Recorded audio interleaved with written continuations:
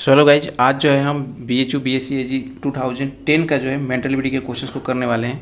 तो चलिए सबसे पहले क्वेश्चन नंबर 1 को देखते हैं। क्वेश्चन नंबर 1 है यहाँ पे कि मार्च 5 मार्च 1999 को जो है फ्राइडे दिया गया है कि फ्राइडे था, तो what day of the week will be on March 5 2020। बोल रहा है कि 5 मार्च 2000 को क्या पड़ेगा यदि 5 मार्च 1999 को फ्राइडे था। तो देखो ऐसे क्वेश्चंस का जो है मैं कैलेंडर वाले में जो है ट्रिक बताया था कि ट्रिक की मदद से कितने आसानी से जो है आप इस क्वेश्चन को कर सकते हो। तो देखो सबसे पहले जो ट्रिक के अंदर मैं क्या बताया था आपको कि ऐसे क्वेश्चंस को जब भी जिसमें कि मंथ और डेट जो यहाँ पे कॉमन है, अगर दोनों के कॉमन होते हैं तो उस केस में क्या करते हैं हम डेल्टा लेप ईयर, यहाँ पे मतलब लीप ईयर को प्लस चेंज इन ईयर, माने दोनों ईयर के बीच में कितना का डिफरेंस है प्लस लीप ईयर, इन दोनों को जो है क्या करते हैं हम यहाँ पे ऐड करते हैं। तो सबसे पहले चलिए ऐड इन दोनों को देख लेते हैं कितना कितना है दोनों। तो देखो लीप ईयर कितना है, तो देखो 1999 को आप देखोगे कि 1999 जो है ये तो लीप ईयर है ही नहीं, 4 से डिवाइड करोगे तो नहीं होगा। वही हम 2000 को देखें तो देखो 2000 को जो है हम 4 से डिवाइड नहीं करते। आपको ये भी मैं बताया था उस वीडियो में कि जो है जब भी लीप ईयर चेक करने के लिए जो शताब्दी वाले ईयर यानी कि 2000 1900 1800 जो इस तरह के ईयर होते हैं उनको चेक करने के लिए जो है हम 400 से डिवाइड करते हैं। तो आप इसलिए जो है अब यदि वीडियो नहीं देखे कैलेंडर वाला तो एटलीस्ट जरूर देख लीजिएगा, बिकॉज क्वेश्चन से वहाँ से बहुत ज़्यादा आते हैं। तो इसको डिवाइड करने पर देखो 5 टाइम्स में पूरा अच्छे से कट जा रहा है, यानी कि ये जो है क्या है लीप ईयर है। तो क्वेश्चन के अंदर इसको ऐसे क्वेश्चन को सॉल्व करते समय जहाँ पे मंथ और डेट दोनों सेम होते हैं क्या करते हैं हम सबसे पहले लीप ईयर को लिखते हैं प्लस जितने लीप ईयर आएंगे उतने को प्लस चेंज इन ईयर, दोनों ईयर में कितना का डिफरेंस है। तो यहाँ पर लीप ईयर कितना आया 1999 तो है नहीं और 2000 मतलब एक लीप ईयर आया आपका, तो यहाँ पे एक लीप ईयर लिख लेंगे प्लस चेंज इन ईयर 1999 से 2000 के बीच में कितने का डिफरेंस है 1 का, तो यानी टोटल कितना हो गया 2।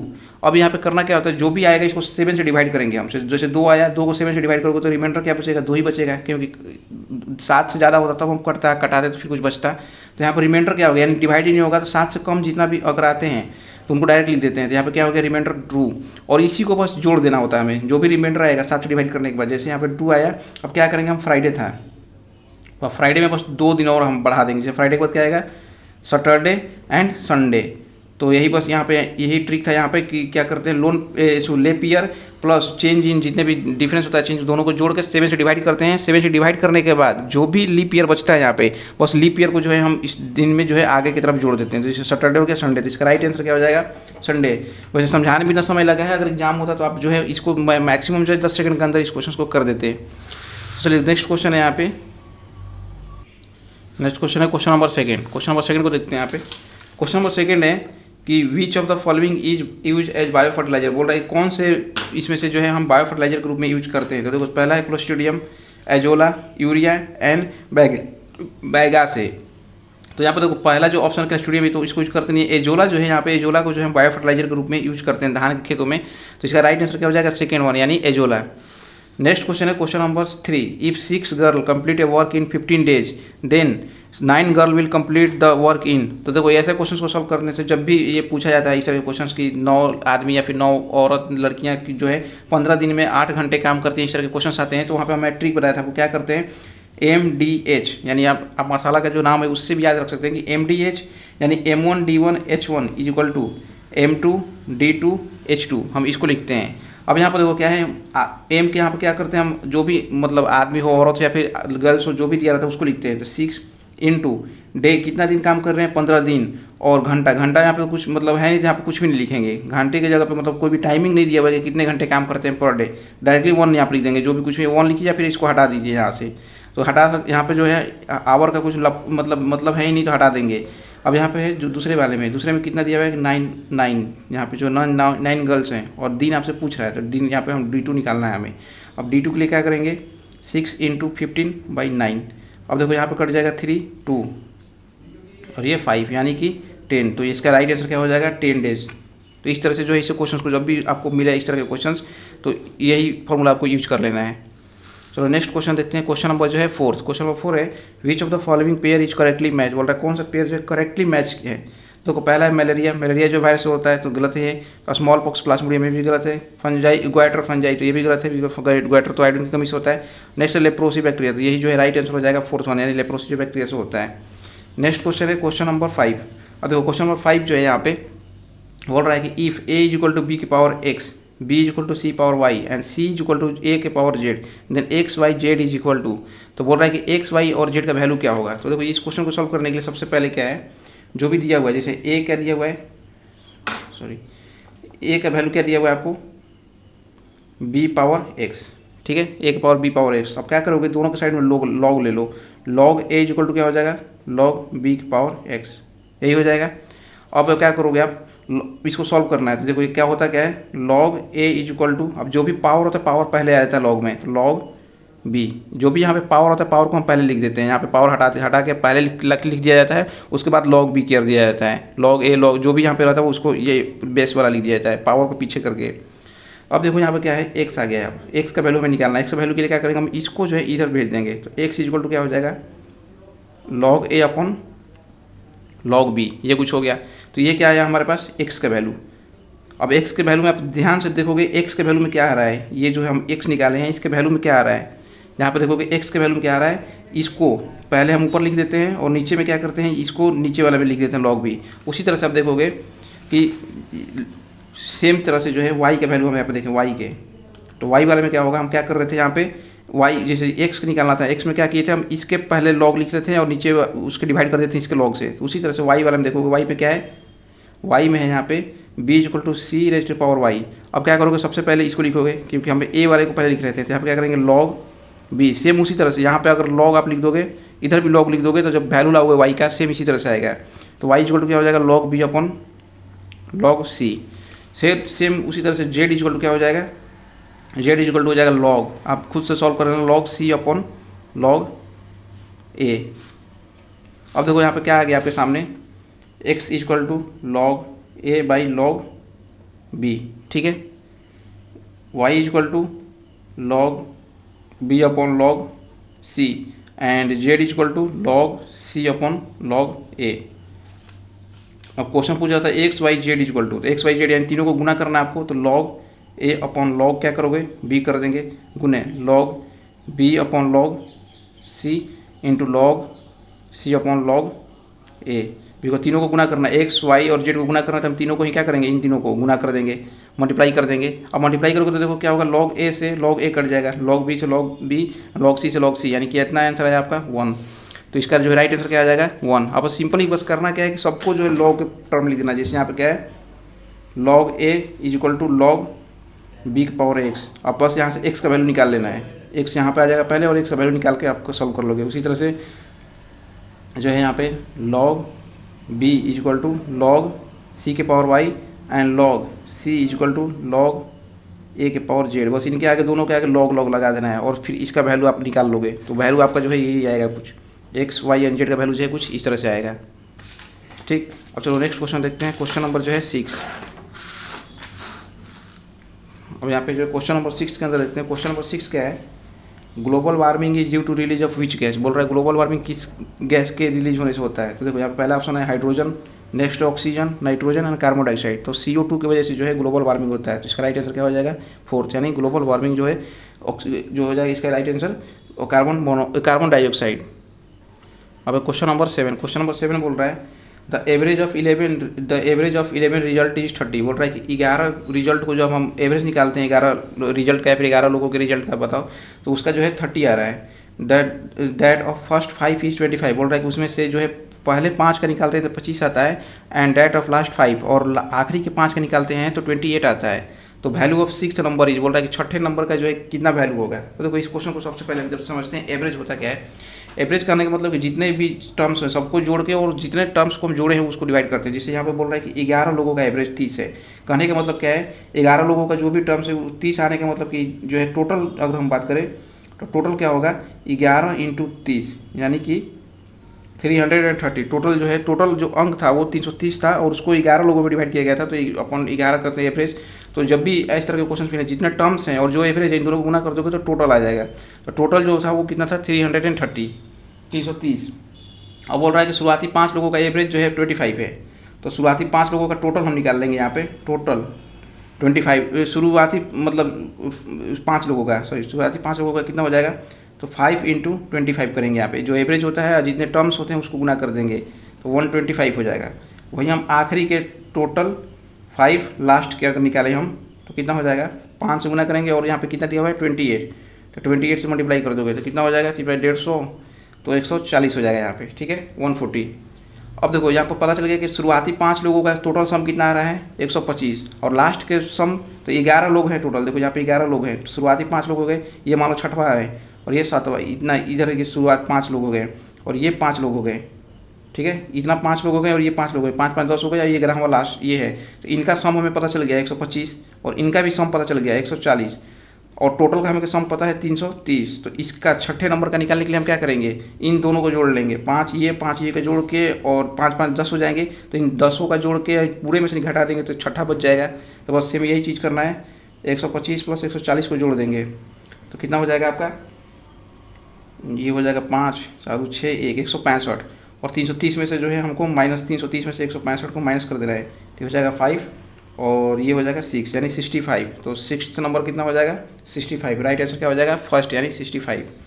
नेक्स्ट क्वेश्चन है which national highway connect Varanasi to Kanyakumari. तो देखो इसका राइट आंसर जो है नंबर जो है NH नंबर 7 जो है ये कनेक्ट करता है वाराणसी को कन्याकुमारी से। राइट आंसर क्या हो जाएगा इसका 7, 4th वन यानी एन नंबर 7।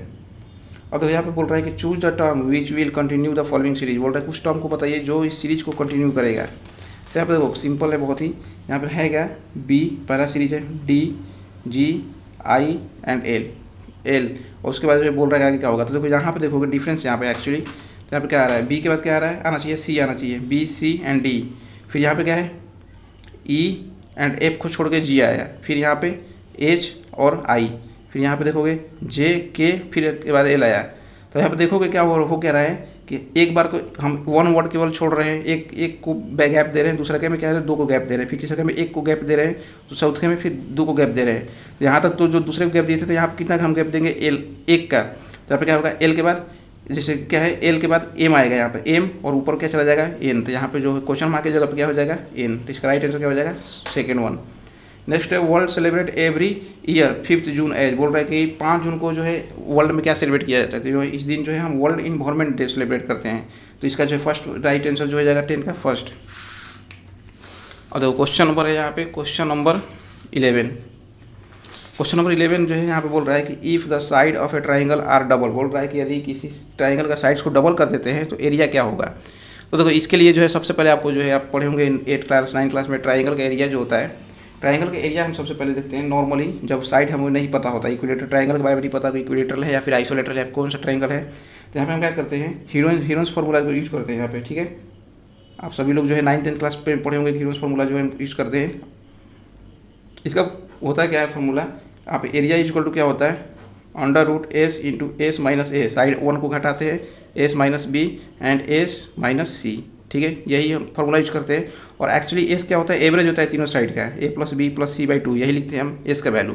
तो आपका एरिया पता चल गया। मान लीजिए पहला एरिया ये है, बोल रहा है कि हम साइड को दुगना कर दिए, मतलब इन साइड जो साइड से उनको हम क्या कर दिए दुगना कर दिए, तो एरिया पे क्या फ़र्क पड़ेगा। तो देखो सबसे पहले तो हम देखते हैं यहाँ पे एरिया पे, यानी हमसे पूछ रहा है मान लो ये एरिया 1 है या फिर ए है, तो हमसे जो है पूछ रहा है कि A1 क्या होगा। मान लीजिए ये पहला एरिया था क्या था ए था, तो हम दूसरे पूछ रहे हैं A1 एरिया क्या होगा, नया वाला एरिया को हम A1 मानते हैं, तो A1 क्या होगा। तो इसके लिए हम सबसे पहले क्या कैलकुलेट करेंगे S1 कैलकुलेट करेंगे, बिकॉज पहला एरिया के लिए S था, A के लिए S था ये, तो A1 एरिया हम माने तो उसके लिए S1 कुछ और होगा, बिकॉज यही फॉर्मूला यूज करेंगे। तो वहाँ पे S की जगह पे S1 रख के लिखेंगे।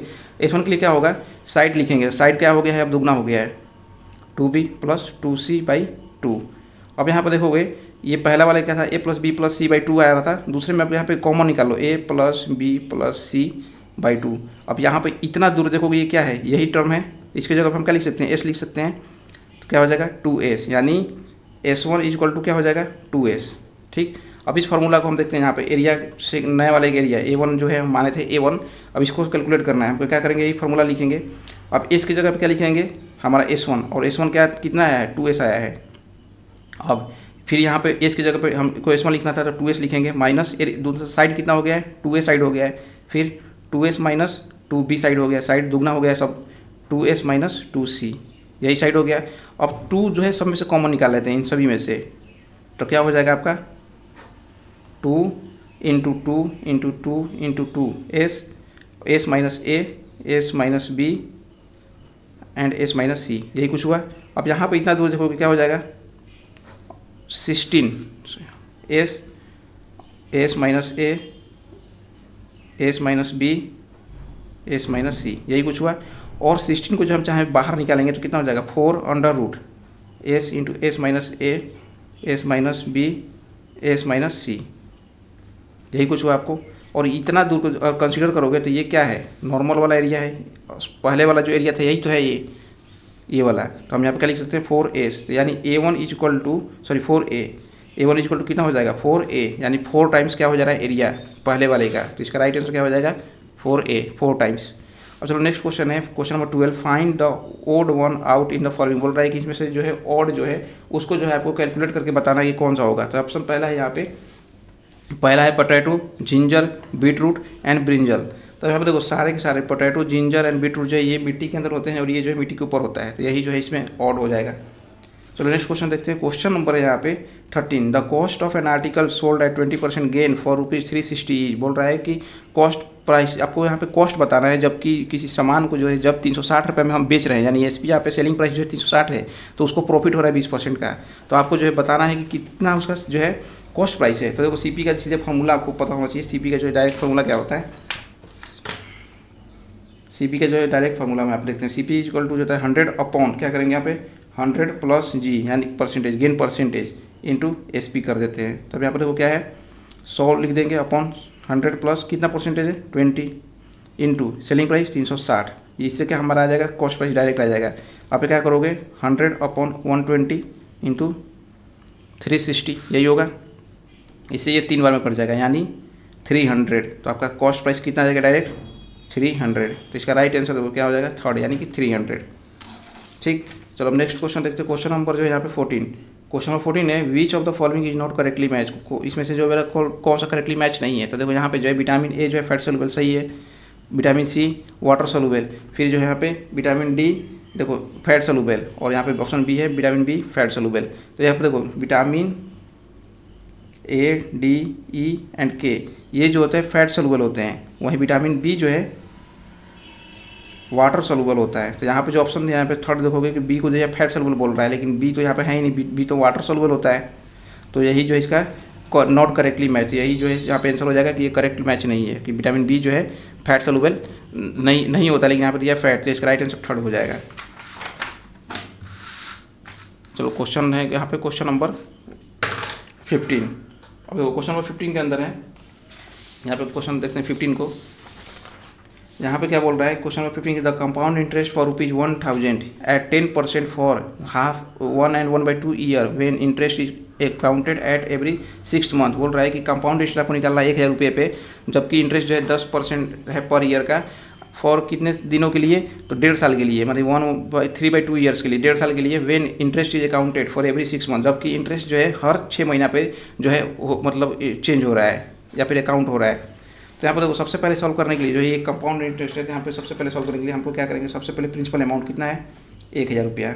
ठीक, नेक्स्ट यहाँ पे देखेंगे प्रिंसिपल अमाउंट के बाद जो है रेट आपको कितना है 10%, और बोला जा रहा है यहाँ पे 6 महीना बदल रहा है, यानी हम यहाँ पे क्वेश्चन में यूज करेंगे तो क्या लिखेंगे 10/2 हर 6 महीने के लिए, यानी 5%। ठीक, ये हो गया 5%। अब इसके बाद अब यहाँ पे है क्या टाइम कितना हमको दिया हुआ है 1/2 ईयर्स, मतलब कि 3/2 ईयर। तो यहाँ पे एन कितने टर्म्स हो जाएंगे, कितने टर्म्स में, तो 6 महीना पे बदल रहा था, तो 6 महीने को हम कितना लिख सकते हैं 1/2 ईयर लिख सकते हैं, हाफ ईयर लिख सकते हैं ना, तो 1/2 ईयर लिख देंगे। तो क्या करते हैं यहाँ पे जितना टोटल टाइम दिया रहता है उसको जो है टर्म से डिवाइड कर देंगे इसको, तो कितना हो जाएगा 1/2, यानी कि 3/2 इंटू 1/2, ये 2 जो है ऊपर चला जाएगा, सॉरी यहाँ पे ऊपर चला जाएगा, 2 से 2 कट जाएगा, यानी 3। टोटल कितने टर्म्स बनेंगे इसके अंदर 3 बार जो है कंपाउंड इंटरेस्ट लगेगा, इंटरेस्ट जो है ये काउंट होगा इसके अंदर, तो 3 हो जाएगा। ठीक, अब चलो इसको जो है हम निकाल लेते हैं इसको कि अमाउंट टोटल कितना होगा 3 टर्म्स के बाद। ठीक है, 1.5 साल के बाद तो क्या हो जाएगा ए इज इक्वल टू क्या लिखते हैं P × 1 + R/100, यही है, और यहाँ पे हम ए लिख देंगे। अब यहाँ पे 1000 × 1 प्लस रेट कितना है, अब देखो रेट कितना है, हम 6 महीना पर कैलकुलेट कर रहे थे, यहाँ पे डायरेक्ट हम पुट कर देंगे 5, वैसे 10/2 भी आप कर सकते हो, यहाँ पे 5/100 करिए इंटू एन, यहाँ पे एन का कितना वैल्यू हो जाएगा 3 हो जाएगा, 100 × 1 + अब देखो यहाँ पे ये 20 हो जाएगा, तो 1/20 के पावर 3, यहाँ पे 1000 हो जाएगा इंटू 21/20 के पावर 3, यही है। अब इसको सॉल्व करना है। 1000 इंटू क्या करोगे यहाँ पे 21 गुने 21/20, यही 3 बार रिपीट कर देंगे। और देखो यहाँ पे क्या है, 3 जीरो कट जाएगा, तो 2 4 8 हो जाएगा, मतलब 21 21 इंटू 21/8, यही कुछ हुआ। और देखो 21 को 3 बार डिवाइड गुना करेंगे तो कितना हो जाएगा 9261/8। अब इसको जो सॉल्व करेंगे हम तो कितना हो जाएगा 1157.62। ठीक, ये जो है आपका कितना हो जाएगा, ये अमाउंट हो गया एक्चुअली, जो ये अमाउंट आ गया आपका। अब जो है पूछ रहा है कि कंपाउंड इंटरेस्ट कितना होगा, तो देखो इंटरेस्ट के लिए क्या करेंगे, प्रिंसिपल अमाउंट इसमें से घटा देंगे, 1157.62 माइनस 1000 आप कर दीजिए, तो कितना हो जाएगा, ये 1000 घट जाएगा तो 157.62। तो ये जो है आपका कंपाउंड इंटरेस्ट हो गया। अब यहाँ पर देखो ऑप्शंस के अंदर देखोगे तो ऑप्शंस क्या है, इसके अंदर जो है एक तो 1158 दिया हुआ है, तो ये जो है टोटल अमाउंट हो गया। एक्चुअली अगर क्वेश्चन में डायरेक्ट पूछता ये है कि आप टोटल अमाउंट बताइए, तो आप देखोगे कि आपका कितना आया है 157.62 आया था।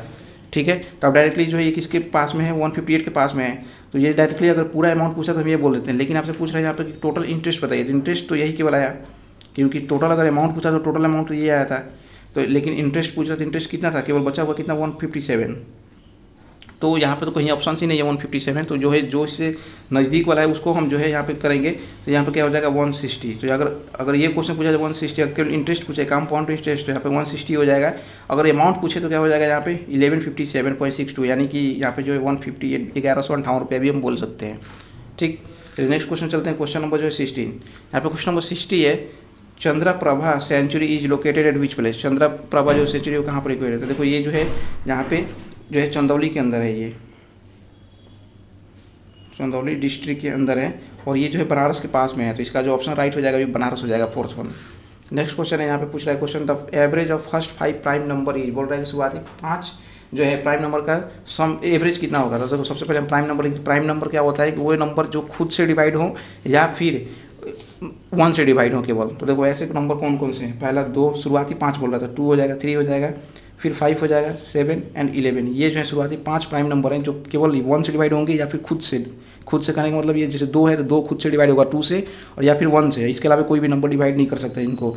तो ये 5 प्राइम नंबर है शुरुआती, तो इनका एवरेज निकालने को बोल रहा है। एवरेज के लिए क्या करते हैं, हम सबको जोड़ देते हैं, 7 + 11, और कितने टर्म्स हैं, टोटल 5 है तो 5 से डिवाइड कर दिया जाएगा, यही एवरेज है। तो इसको अब जोड़ लोगे कितना हो जाएगा, 7 3 10 11 10 21 5 26 2 28, यानी 28 + 5, तो कितना हो जाएगा 25 5.3, तो यानी 5.6। तो इसका जो है राइट आंसर कितना हो जाएगा 5.6, यानी सेकंड जो इसका राइट आंसर हो जाएगा। नेक्स्ट है, in population among all the states in India Uttar Pradesh occupies which place, बोल रहा है उत्तर प्रदेश कौन सा स्थान पे है पॉपुलेशन के इसमें, तो इसका जो है राइट आंसर हो जाएगा फर्स्ट, यानी प्रथम स्थान पे। विच of the following is not a fibre crop, बोल रहा है कौन सा इसमें से जो है फाइबर क्रॉप नहीं है। तो देखो पहला ऑप्शन है जूट, सिल्क, रबड़ एंड कॉटन, तो रबड़ जो है ये फाइबर क्रॉप नहीं है, तो इसका राइट आंसर क्या हो जाएगा 3rd। नेक्स्ट क्वेश्चन है क्वेश्चन नंबर 20। क्वेश्चन नंबर 20 के अंदर है, बोल रहा है कि the missing number in the following sequence, बोल रहा है कि सीक्वेंस के अंदर मिसिंग नंबर कौन सा है। तो अब देखोगे यहाँ पे क्या है, पहला टर्म्स, सीधे टर्म्स लिखते जाओ। देखो टर्म्स क्या है 4 9 25, यहाँ पे आपको निकालना है 121 एंड 169। अब यहाँ पे एक चीज़ आप नोट करोगे, हम अभी क्या लिखे थे प्राइम नंबर, अब देखोगे कि प्राइम नंबर कहीं स्क्वायर चल रहा है, जैसे 2 का स्क्वायर, 3 का स्क्वायर, 5 का स्क्वायर, फिर यहाँ पे जो है 7 का स्क्वायर हो जाएगा, यहाँ पे जो है ये 11 का स्क्वायर, और यहाँ पे जो है ये 13 का स्क्वायर। आप देखोगे कि सारे के सारे जो है क्या है, ये प्राइम नंबर है, जैसे 2 का स्क्वायर 4 हो गया, 3 का स्क्वायर 9 हो गया, 5 का 25 हो गया, 7 का क्या हो जाएगा 49, उसी तरह 11 का 121 एंड 13 का जो है 169। तो यहाँ पर राइट आंसर क्या हो जाएगा 49, जो यहाँ पे पूछ रहा था आपसे, 7 का स्क्वायर हो जाएगा यहाँ पे। ठीक, तो नेक्स्ट क्वेश्चन है question number which who among the following was recently chosen for the Bharat Ratna the countries highest civilian award, बोल रहा है कि किसको जो है रिसेंटली, मैंने रिसेंटली कहने का मतलब कि 2010 का पेपर था, 2010 के आसपास ही जो है ये क्वेश्चन पूछा जा रहा है कि 2010 में जो है हाल में किसको जो है भारत रत्न दिया गया था। यहाँ पे जो है उस्ताद बिस्मिल्लाह खान ऑप्शन पहला, दूसरा है माधुरी संमुगा वादिवु सुबुलक्ष्मी, नेक्स्ट है पंडित भीमसेन जोशी, फिर है सुश्री लता दीनानाथ मंगेशकर। तो यहाँ पर देखो उसके राइट आंसर जो है पंडित जो है भीमसेन जोशी को जो है 2009 के अंदर जो है भारत रत्न दिया गया था, तो इसका राइट आंसर क्या हो जाएगा 3rd वन। नेक्स्ट क्वेश्चन है कि the missing term in the following, बोल रहा है कि इसमें जो है मिसिंग टर्म बताना था। देखो पहला है लाइट टू डार्क, नॉलेज, तो बोल रहा है कि लाइट जो है डार्क है, लाइट के जस्ट ऊपर उल्टा क्या है डार्क। तो उसी तरह से नॉलेज का जो है उल्टा क्या होगा, नॉलेज कहने का मतलब कि ज्ञान का उल्टा क्या होगा, तो अज्ञान होगा यानी इग्नोरेंस। तो यहाँ पे जो राइट आंसर क्या हो जाएगा, third one, sorry second one, ignorance. Next question है यहाँ पे, क्वेश्चन नंबर है 23। अब क्वेश्चन नंबर 23 जो क्या है यहाँ पे बोल रहा है कि the sum of age of A and B is 1, मतलब ए प्लस बी का उम्र कितना है 110 years and their age 20 years ago were in the ratio. बोल रहा है कि 20 साल पहले दोनों का उम्र का जो रेशियो था वो था 4:3। तो एज ऑफ ए क्या होगा, एज अभी जो है एज ए का वो कितना होगा ये पूछ रहा है आपसे, ठीक है। तो हम मान लेते हैं ए का एज अभी लेट ए एज बी एक्स, मान लेते हैं कि हम अभी जो है एज ए का वो कितना है एक्स है, ठीक। अब एक्स है तो बी का कितना हो जाएगा 110 माइनस एक्स, बिकॉज दोनों का सम 110 ईयर दिया हुआ है, 110 दिया हुआ है। तो ए का अगर पता चल गया तो दूसरे को क्या करेंगे 110 में से घटा लेंगे, तो बी का कितना हो जाएगा 110 माइनस एक्स। अब अकॉर्डिंग टू क्वेश्चन के अपेक्षा के हिसाब से क्या है कि 20 साल पहले मान लेते हैं, तो 20 ईयर्स एगो ए का एज कितना हो जाएगा x माइनस 20, मतलब अभी x है तो 20 साल पहले कितना हो जाएगा 20 माइनस 20 कर देंगे, तो b का कितना हो जाएगा 110 माइनस एक्स माइनस 20, मतलब b का जो उम्र है इसमें से फिर हम 20 घटा देंगे, यही हो गया। अब अकॉर्डिंग टू क्वेश्चन के हिसाब से क्या दिया गया है कि a और b का रेशियो कितना है उम्र का, तो उम्र का रेशियो जो है 4:3 है 20 साल पहले का। तो अब पहले का क्या करते हैं 20 साल पहले का रेशियो लिख लेते हैं, x माइनस 20 अपन 110 माइनस एक्स माइनस 20 कितना है 4/3, यही है रेशियो। अब हम क्या करेंगे इनको जो है गुना कर देते हैं, तो 3x minus 60 equal to 4 into 110 minus X minus 20, यही कर देंगे। तो 3x माइनस 60 इक्वल कितना हो जाएगा 440 माइनस 4x माइनस 80, यही हो गया। अब जब हम इसको सॉल्व करेंगे इधर आएगा तो ये क्या हो जाएगा प्लस में आ जाएगा, तो 3 + 4 यानी 7x, और इधर ये जाएगा तो कितना हो जाएगा इक्वल टू ये जाएगा तो इसके साथ प्लस हो जाएगा 500 माइनस 80, यही हो गया। अब 7x इक्वल कितना हो जाएगा 420, तो x इक्वल टू कितना हो जाएगा 7 की वैल्यू यानी 60, ठीक। तो x अब हमसे पूछ क्या रहा था x एज ऑफ ए, तो एज ऑफ ए क्या था x नहीं था, तो x इक्वल कितना हो जाएगा 60 ईयर, तो इसका राइट आंसर क्या हो जाएगा 60 ईयर्स। चलो नेक्स्ट क्वेश्चन है choose a word from the following alternative which is similar to the given 3 word. बोल रहा है कि जो है इन तीनों से मिलता हुआ जो है वर्ड आपको बताना था, जैसे लीवर हार्ट ब्रेन। तो लीवर हार्ट ब्रेन ये क्या है इंटरनल ऑर्गन्स है शरीर के अंदर, तो इससे रिलेटेड क्या हो जाएगा ऑप्शन से hand kidney leg and skin. तो देखो यहाँ पे किडनी भी जो है क्या है इंटरनल ऑर्गन है, बाकी तो हैंड जो है आप बाहर से जो है देख सकते हो, लेग्स को भी देख सकते हो, स्किन को भी देख सकते हो, लेकिन किडनी जो है ये ऐसे भी समझ सकते हो, इन बाकियों को जो है हम डायरेक्टली नहीं देख सकते हैं ऊपर से शरीर के। तो उसी तरह लेकिन बाकी इनको जो है तीनों को हम देख सकते हैं। यहाँ पे इसका ऑप्शन लास्ट क्या हो जाएगा किडनी को भी हम नहीं देख सकते, यहाँ पे किडनी इनसे मिलता जुलता है, तो राइट आंसर क्या हो जाएगा किडनी। नेक्स्ट है which of the following diagram correctly represent cat dog and animal. बोल रहा है कि कौन सा डायग्राम जो है वेन डायग्राम कैट डॉग और एनिमल्स को रिप्रेजेंट कर रहा है। तो यहाँ पर देखो सबसे पहले कैट एंड डॉग्स ये क्या है एनिमल है, तो इसका जो है वेन डायग्राम क्या होगा ये फर्स्ट सही है, बिकॉज देखो ये इस एनिमल को रिप्रेजेंट कर रहा है यहाँ पे। तो कैट और डॉग दोनों ही क्या है एनिमल है, यानी एनिमल कैट ये हो गया मान लीजिए कैट, तो कैट और डॉग तो दोनों ही अलग हैं, अलग अलग जानवर हैं, लेकिन ये दोनों ही क्या हैं जानवर हैं। तो जानवर के मतलब ये बड़े वाले डब्बे के अंदर ही आएंगे, एनिमल के अंदर ही दोनों आएंगे, लेकिन दोनों अलग अलग हैं, तो इनको जो हम अलग अलग बना देंगे और ये एनिमल के अंदर आ जाएंगे। तो इसका जो है फर्स्ट वन जो है राइट आंसर हो जाएगा। सो आई होप कि आपको जो है सारे 25 के 25 क्वेश्चन जो है समझ में आ चुके हैं, और किसी भी क्वेश्चन में आपको डाउट हो तो आप कमेंट सेक्शन में जरूर आप जो है कमेंट करिएगा। सो चलिए मिलते हैं नेक्स्ट वीडियो में, अभी के लिए धन्यवाद।